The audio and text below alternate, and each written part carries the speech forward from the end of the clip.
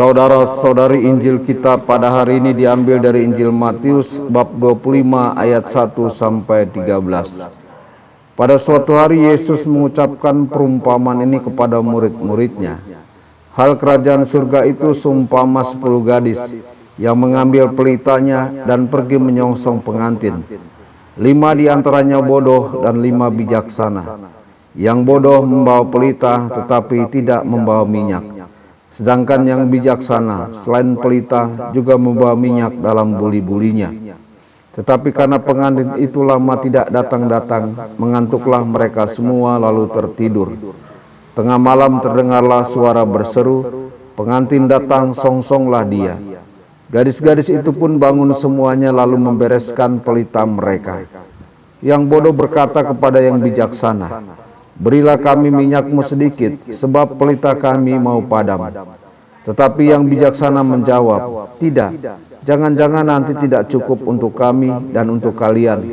Lebih baik kalian pergi membelinya pada penjual minyak."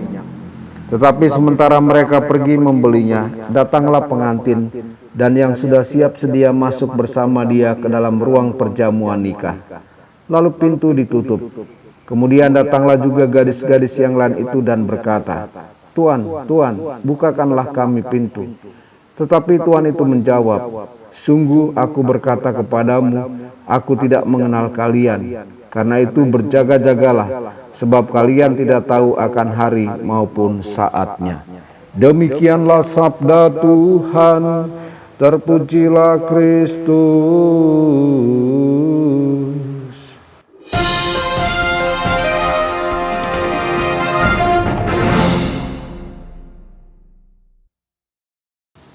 Saudara dan saudari terkasih dimanapun Anda berada, jumpa lagi dengan saya Romo Tedens dalam saluran Warta Kabar Sukacita. Semoga Anda semua dimanapun berada senantiasa dalam keadaan sehat dan bahagia. Allah menjadi manusia untuk berjumpa dengan kita semua secara manusiawi. Perjumpaan itu sangatlah intim.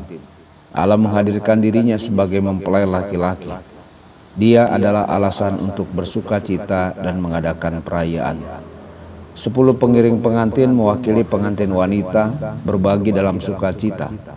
Satu-satunya misi mereka adalah untuk menyambut dan menemani mempelai pria ke pesta pernikahan. Tidak ada yang bisa menggantikan mereka. Seberapa serius mereka menjalankan peran mereka akan menentukan seberapa baik mereka memenuhinya. Gereja adalah pengantin perempuan Kristus. Seperti para pengiring pengantin, bukankah kita harus memiliki sebuah pemahaman yang lebih dalam tentang Kristus dan kasih-Nya bagi gereja, jika Ia ingin menjadi sukacita dan alasan bagi kita untuk merayakannya? Saudara-saudari, waktu adalah salah satu karunia Tuhan yang paling berharga. Sekali hilang tidak akan pernah bisa dikembalikan. Kita menyadari bahwa momen terpenting dalam hidup ini adalah saat kematian. Saat terakhir itu akan menjadi hasil dan rangkuman dari semua waktu yang telah kita jalani hingga saat itu.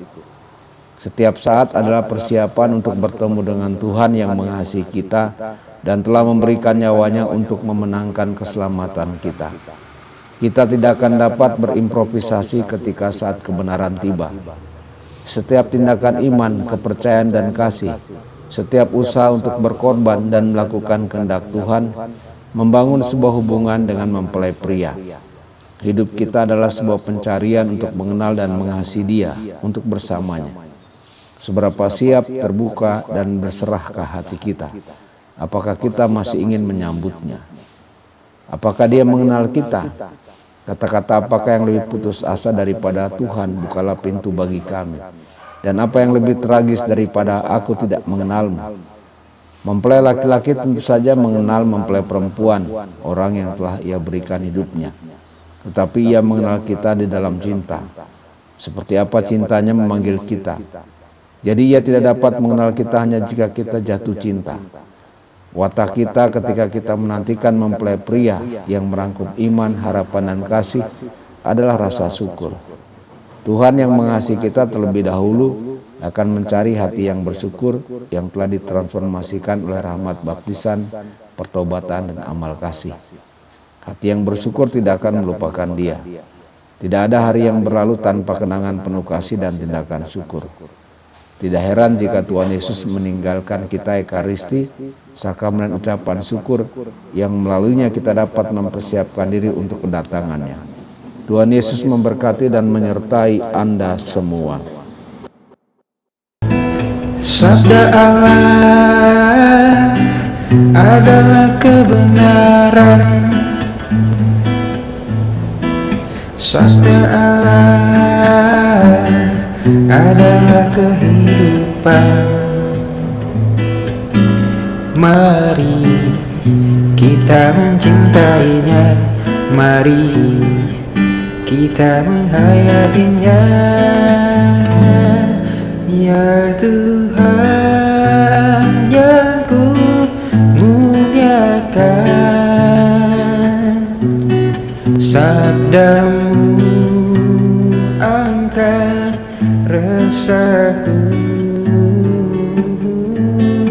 Mari kita menghayati